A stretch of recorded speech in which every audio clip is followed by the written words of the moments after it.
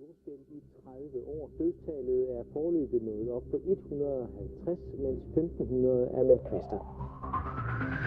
Internationale forskere har fundet spor af sprængstoffer i ruinerne af World Trade Center. I en ny videnskabelig artikel får det forskerne til at konkludere, at det formentlig ikke var sammenstødende med de to kaprede fly, der i 2001 fik World Trade-tårnene til at kollapse. Så vender vi blikket imod 9/11, det store angreb i New York. Det var nemlig formentlig ikke sammenstødet med de to kaprede fly, der i 2001 fik de to tvillingetårne til at kollapse.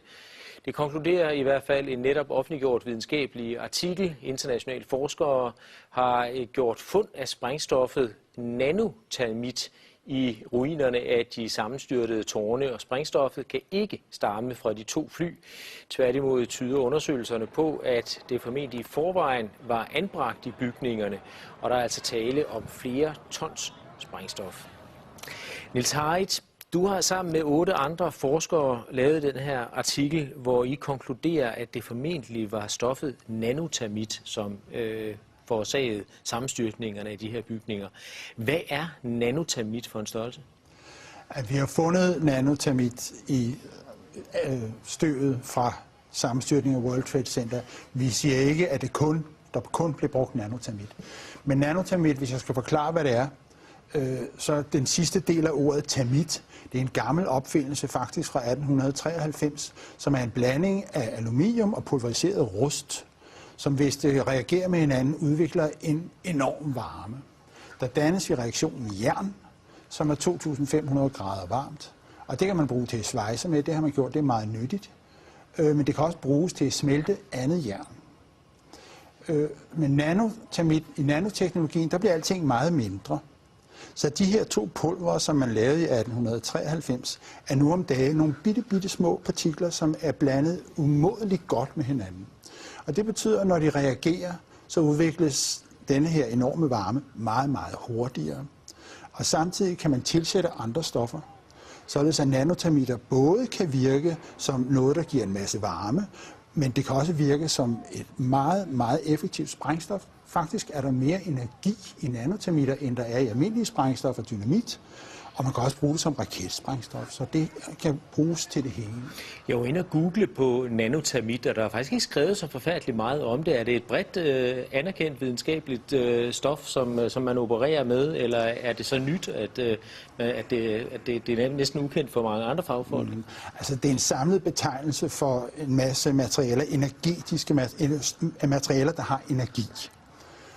Og hvis der ikke er så mange, der kender det, så skyldes det måske, at civile forskere, som jeg, ikke beskæftiger sig normalt med sprængstoffer til hverdag. Og med hensyn til mine kolleger inden for det militære forskningsapparat, så må du hellere spørge dem, fordi jeg ved jo ikke, hvor meget de er på forkant med nanoteknologi. Men altså, I har fundet det her stof i World Trade Center, og hvorfor mener I, at det har fået bygningerne til at kollapse? Ja, det er jo sprængstof, og hvorfor skulle det ellers være der? Men det er varmeudviklingen, I mener, der simpelthen har smeltet stålkonstruktionerne, som jo ellers skulle kunne holde bygningerne oppe, at det er i virkeligheden det, der har fået bygningerne til at kollapse som korthus? Ja, hvis jeg skal svare på det helt præcist, så ved vi det ikke endnu.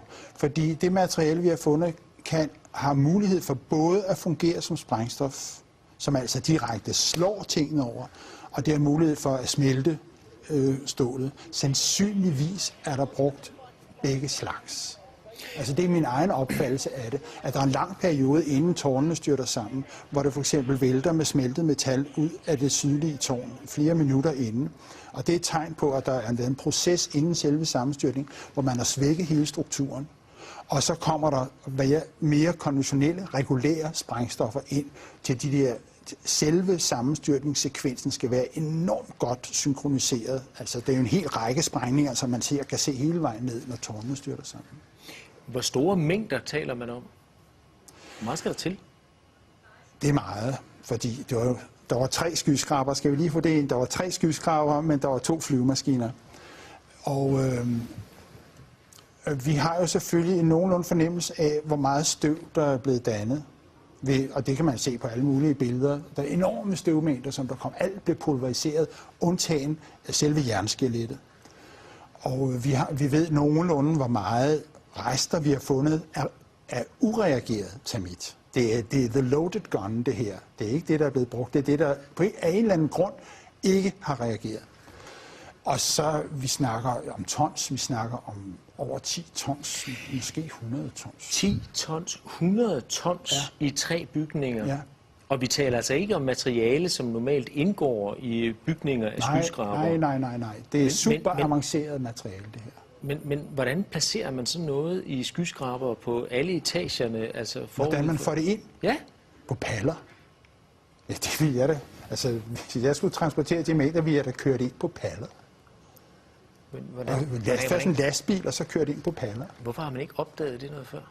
Eller før? Hvem skulle opdage det? Portneren for eksempel, altså at man kører rundt med 10-100 tons nanotermit, som man placerer på etagerne i store sække, eller jeg ved ikke, hvad man gør. Altså, det undrer mig bare, at man ikke har opdaget det.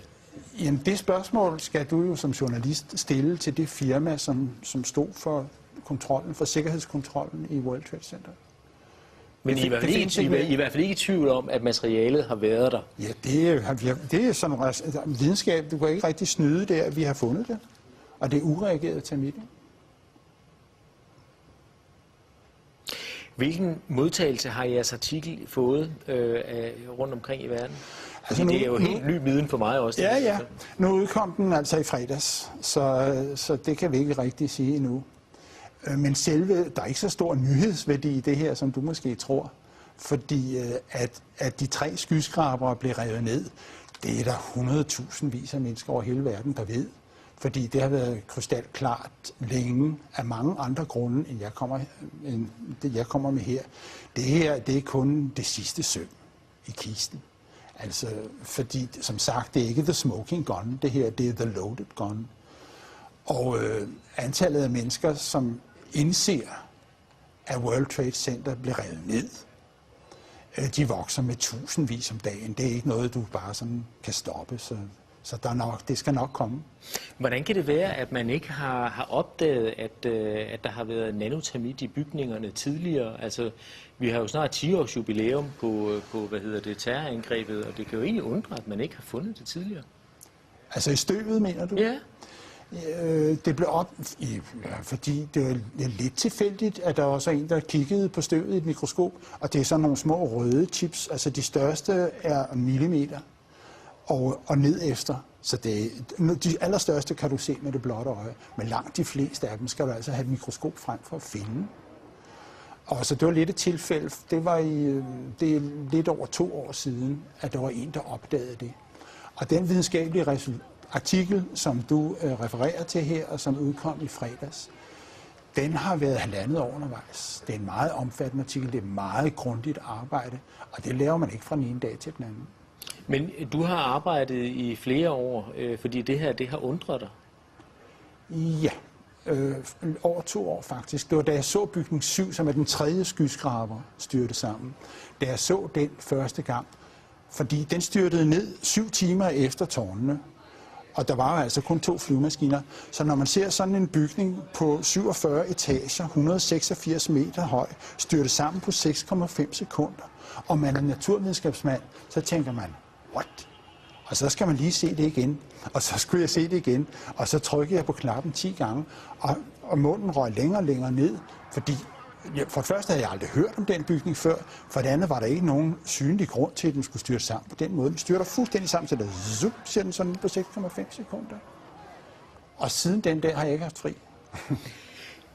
Altså, lige siden 9/11, der har der jo været spekulationer fremme og konspirationsteorier. Og hvad vil du sige til de seere, som nu sidder og hører om jeres undersøgelse for første gang, og hører om jeres videnskabelige arbejde og siger, ja, vi har hørt det før, måske i anden indpakning. Folk har god fantasi, der er masser af konspirationsteorier.